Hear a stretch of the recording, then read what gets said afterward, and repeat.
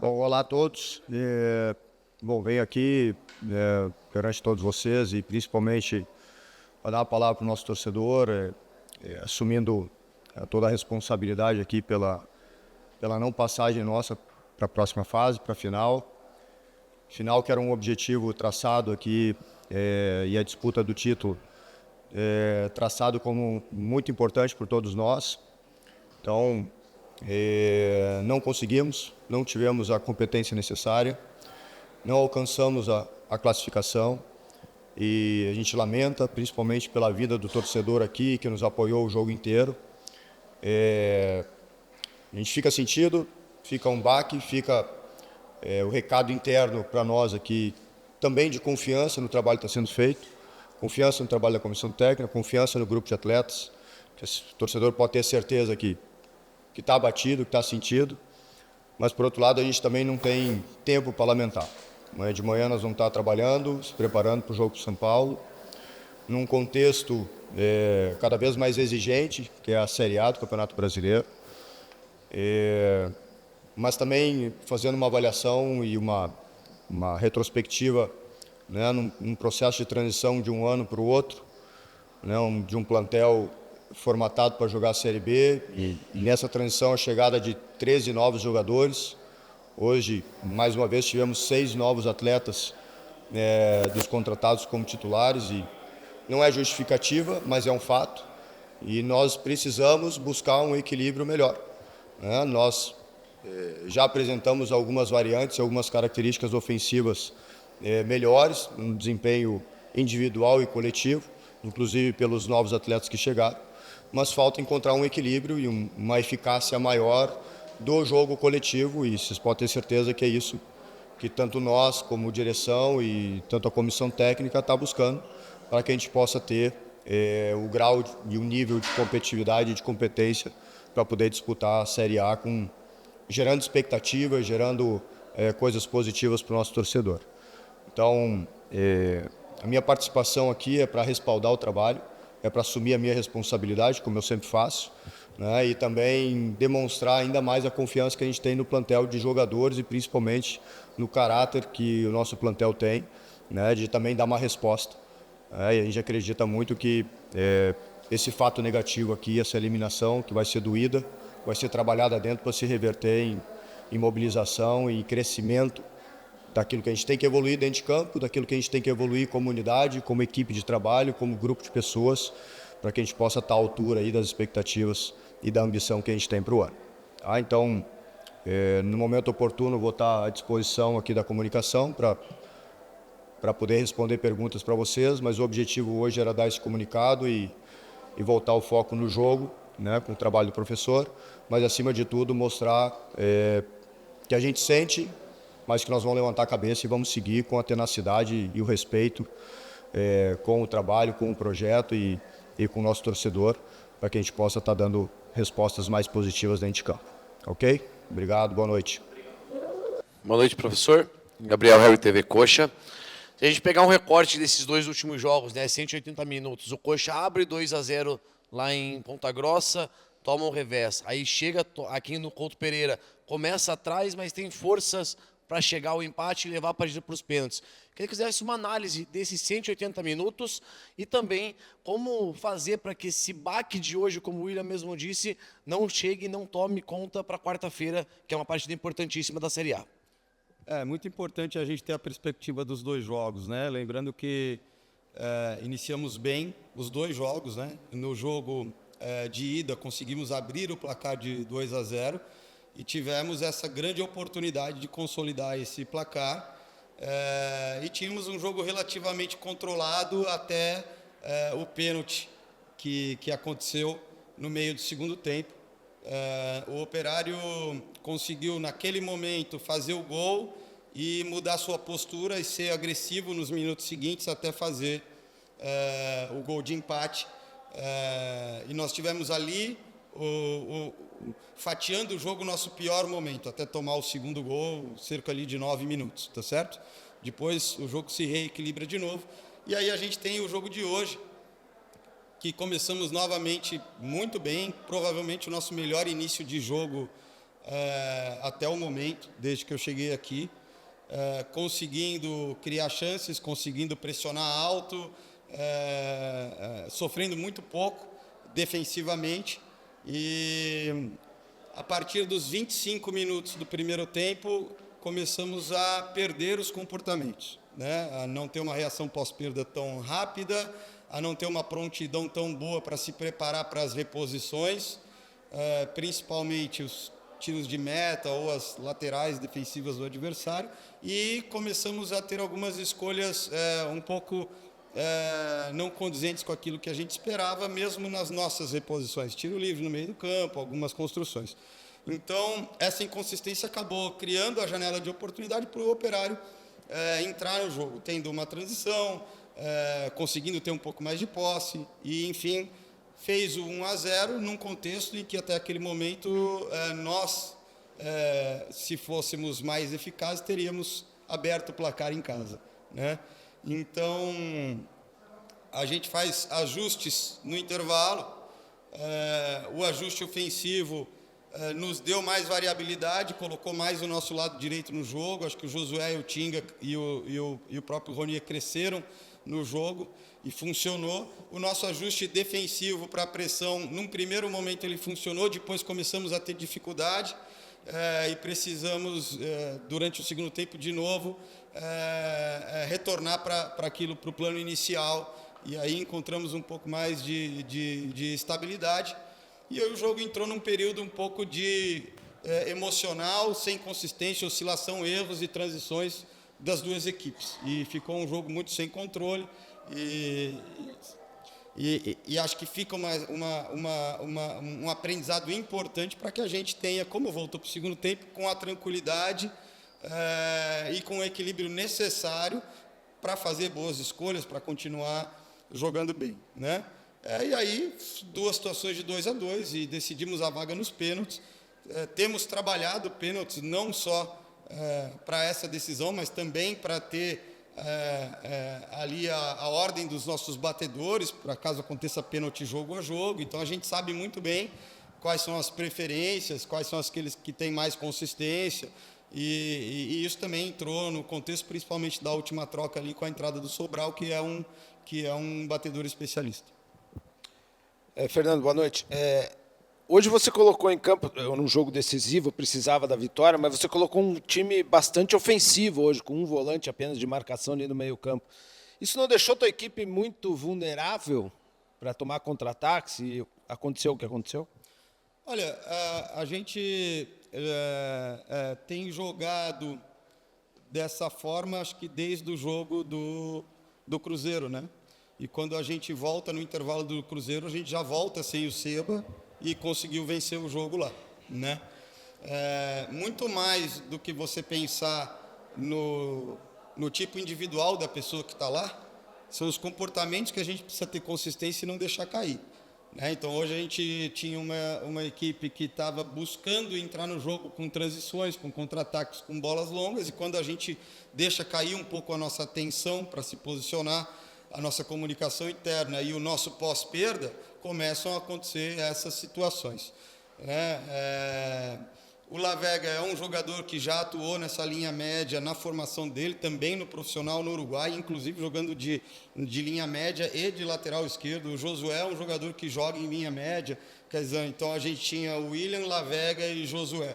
São jogadores, principalmente o William e principalmente Josué e Lavega, de uma característica mais ofensiva, mas são jogadores habituados a jogar como médios, tá certo?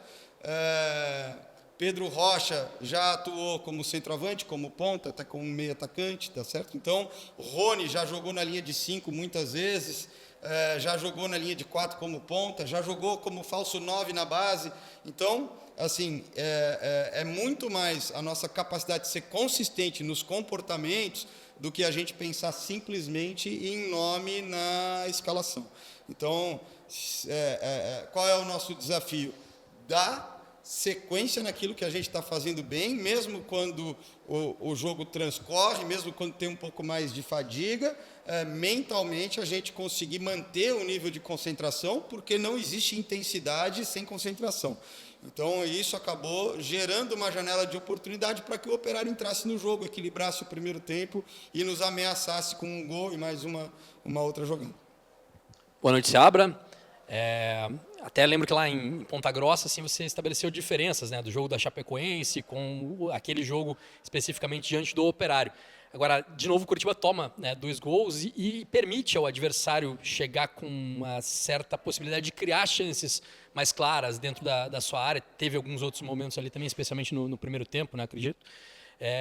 E quando o William estava falando, eu vi quando ele falou da busca do equilíbrio, você balançou a cabeça afirmativamente, assim, também. Como que você vê agora, depois de 3 jogos, né, essa questão do ataque, da defesa, de buscar esse equilíbrio para a equipe, com um campeonato brasileiro que vai, inclusive, trazer adversários de nível técnico superior aos que foram enfrentados. E só para a gente deixar claro, assim, você falou do Sobral no lugar do Ronier, né? Foi apenas para bater o pênalti? Foi outra ideia que você teve? Uma substituição aos 45 do segundo tempo. Ali, naquele momento, pesava mais a questão de bater pênalti, né? Então, o Josué, por exemplo, ele já estava cansado, mas a gente não ia tirar ele porque ele é um dos batedores principais e a gente tinha um dos batedores principais no banco. Então, com 45 do segundo tempo, para jogar um período muito curto do jogo, teve um peso maior. Foi a única troca que realmente teve um peso maior, porque as outras trocas foram entre 28 e 30 minutos do segundo tempo. Então, foram trocas pensando realmente em soluções de jogo, sendo que tinha mais tempo para jogar e a gente estava buscando resolver os problemas do jogo para conseguir realmente vencer o jogo no tempo normal. Ali é claro que a gente também quer vencer o jogo, mas é um cenário que está se aproximando bastante, né? Quando está com 45 minutos do segundo tempo, né, a chance de que não aconteça um gol e que vá para os pênaltis, você tem que também considerar. Quando você poderia ter um batedor especialista para entrar ou colocar um jogador que não seria especialista, você foi até a 7ª cobrança, né? Então é algo que tem que ser considerado. Desculpa, teve essa e qual a outra? Do equilíbrio. Sim. Sim. Olha, a gente tem que entender que é um cenário coletivo. Então, enquanto a gente conseguiu cumprir muito bem as funções, está muito bem estruturado e está fazendo as leituras e os movimentos defensivos no tempo certo, o adversário criou muito pouco, né? Tem esse momento do segundo tempo em que a gente tem dúvida, tem atraso de leitura, e se você for ver o lance do segundo gol, ele inicia com a bola no pé do goleiro. Então é uma situação que não é uma questão da gente falta um jogador ou falta outro jogador, né? Nós tivemos uma questão coletiva que iniciou na frente e que acabou se perpetuando até o final da jogada. Tivemos vários momentos na jogada que poderíamos ter estancado e acabou não acontecendo, né? Então, é o tipo de situação que eu entendo que é muito mais uma questão coletiva e que passa realmente por uma questão de consistência, de leitura e que depende de mais tempo realmente de trabalho para se ter um domínio maior daquilo que a gente precisa fazer enquanto equipe durante o jogo. Se nós tivéssemos conseguido manter a consistência de leitura, a situação não teria nem evoluído até o último terço, onde saiu o passe que gerou o cruzamento. Então, é muito comum, né, a gente buscar um jogador que falhou num momento ou que falhou no outro.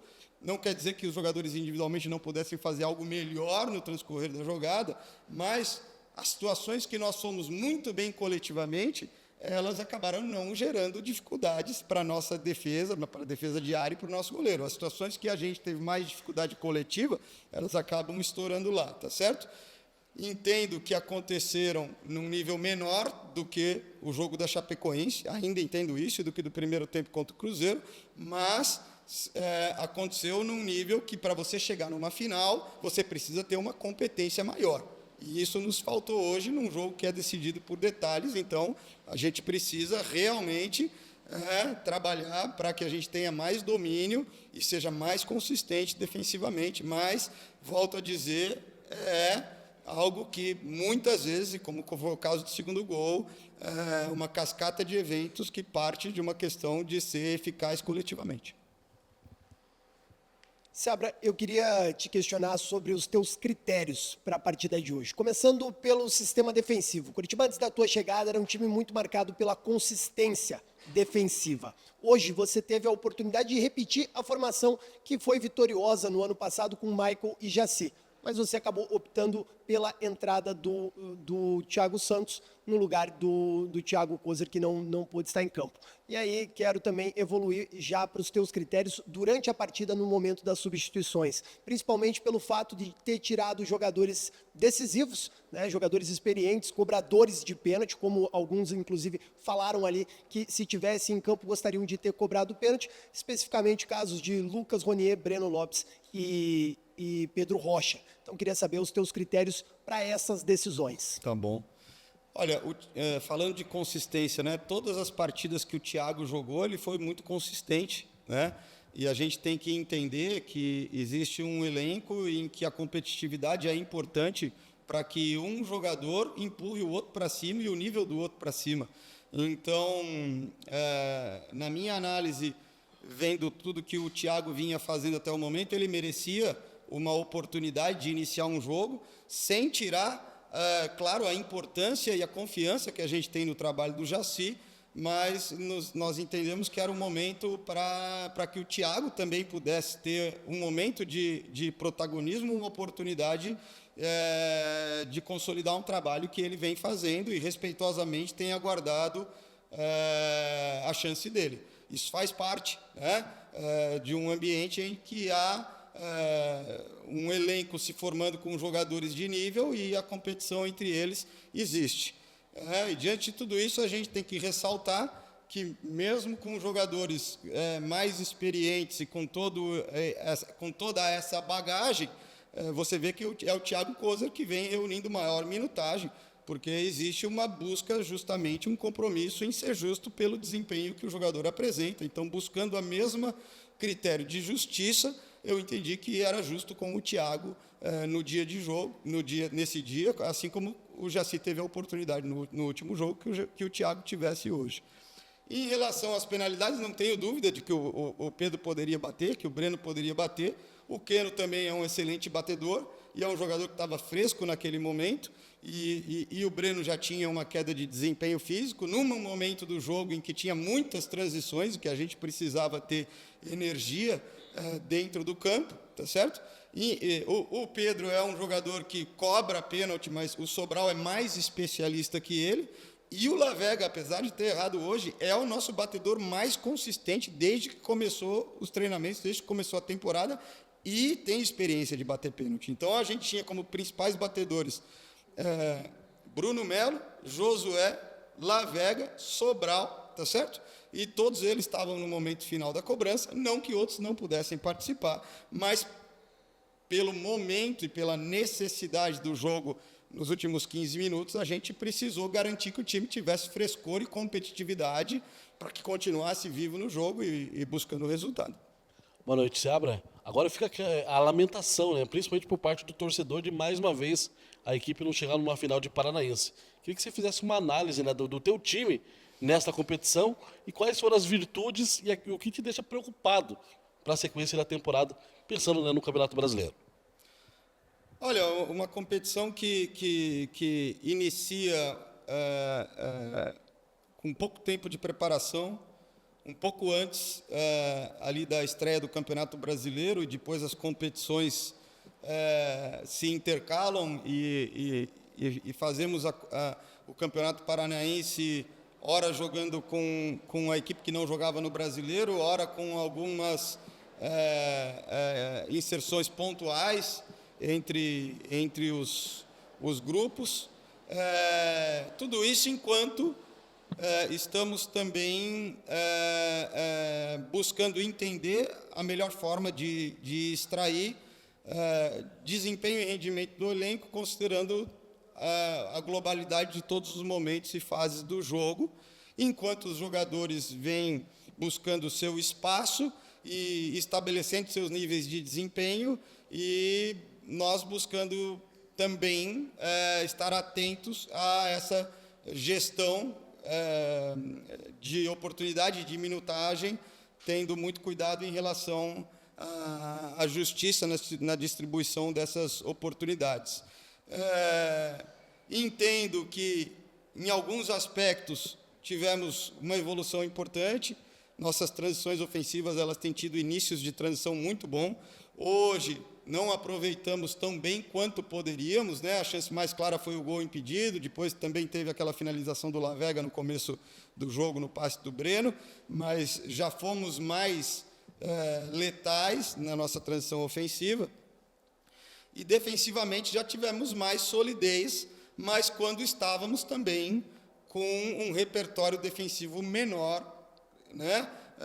O que também gerava um pouco mais de conforto e de segurança para fazer a temporada que a gente precisa fazer. A gente tem que conseguir conciliar esse desafio de ganhar repertório defensivo, que envolve ter uma marcação um pouco mais agressiva e avançada, seja em organização, seja em transição, mas, ao mesmo tempo, conseguir ter uma gestão importante dos espaços perto do nosso gol, para que a gente limite as oportunidades e a taxa de conversão em gol dos adversários, tá certo? Se você for ver no jogo de hoje, o adversário acabou construindo as suas chances, né? Diferente do jogo anterior, que surge um pênalti de um cruzamento numa situação controlada e despretensiosa e um rebote de fora da área numa situação que não teve uma chance construída, né? No outro jogo a gente estava ganhando de 2-0 e adotamos uma postura defensiva mais conservadora no segundo tempo, justamente para evitar um volume de criação de chances, e apesar disso, os gols aconteceram. No jogo de hoje, nós buscamos imposição na nossa casa, e quando você faz isso, você tem, em alguns momentos, se não tiver consistência, você vai proporcionar algo para o adversário. Agora, tivemos muitas oportunidades para criar chances mais claras e fazer o primeiro gol, que também é importante nesse tipo de cenário. Então, a gente também sente, também lamenta muito essa não ida aí para a final. A gente percebe o sentimento do torcedor no estádio e a gente agradece o apoio que eles tiveram até o final. Isso tem sido muito importante. E a gente sabe dos desafios que a gente está enfrentando. E, assim como o William bem falou, temos que nos mobilizar e trabalhar para conseguir construir essas soluções, tá certo? Então, buscar extrair individualmente daqueles jogadores que podem nos trazer soluções nesse sentido, mas, sobretudo, coletivamente. Para se ter um time com essa qualidade ofensiva que nós estamos colocando, nós precisamos ter um nível de concentração e de comprometimento individual de todos no campo que possa suprir a ausência de algum especialista, para que esse time possa prosseguir dessa forma. Fernando, boa noite. Gostaria de conversar contigo a respeito de dois personagens. O primeiro deles, o Lavega, que sente bastante ali o pênalti desperdiçado, sai chorando do campo, consolado pelo Josué, outros atletas mais experientes. Você já teve a oportunidade de conversar ali rapidamente com ele no vestiário. E o segundo, o Pedro Morisco, que é uma revelação do clube, vai completar quarta-feira 100 jogos. Recentemente até teve questionamentos ali dos gols contra o Operário e Chapecoense, mas já escutamos aqui de treinadores que na idade dele não tem nenhum goleiro melhor do que ele no futebol mundial. O que você projeta para o Morisco, como vê esse momento dele e essa marca que ele está alcançando? Tá ok. Bom, em relação ao Lavega, eu vou te falar que é um profissional excepcional. Assim, o nível de dedicação, de empenho, taxa de trabalho e abertura, capacidade de estar disponível, de buscar entender e de colocar em prática, assim, é uma postura muito positiva, e acho que ele tem sido premiado, sem dúvida, por causa disso, porque tem estado disposto a cumprir, e muito bem, diferentes funções com um nível de entrega muito grande para o nosso grupo, para o trabalho coletivo como um todo, também trazendo as virtudes individuais, técnicas que tem como jogador, tá certo? Então, é capaz de jogar de meia por dentro, como foi muito bem no Uruguai, é capaz de jogar como ponta, é capaz de jogar como médio, E isso traz soluções que podem ser importantes para a gente também acomodar outros jogadores onde eles podem render bastante. Então, a gente vê que, aos poucos, o entendimento de um com o outro e as parcerias também em relação ao conhecimento, entrosamento e as relações de jogo e as parcerias, elas vão começando a se construir, como vocês viram o Tinga com o Pedro no último jogo, muitas situações do Breno com o Lavega hoje, quer dizer, então são jogadores que também, assim,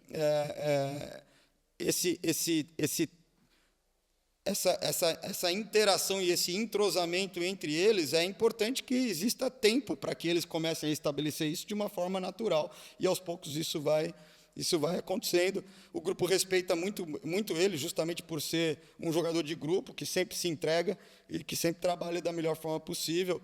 Só dei um abraço nele, falei, levanta a cabeça, continua trabalhando, faz parte. Acho que é isso que a gente tem que fazer, não só o Lavega, mas todos nós, sabendo da necessidade de buscar evoluir para que a gente consiga trazer resultados melhores nos momentos decisivos.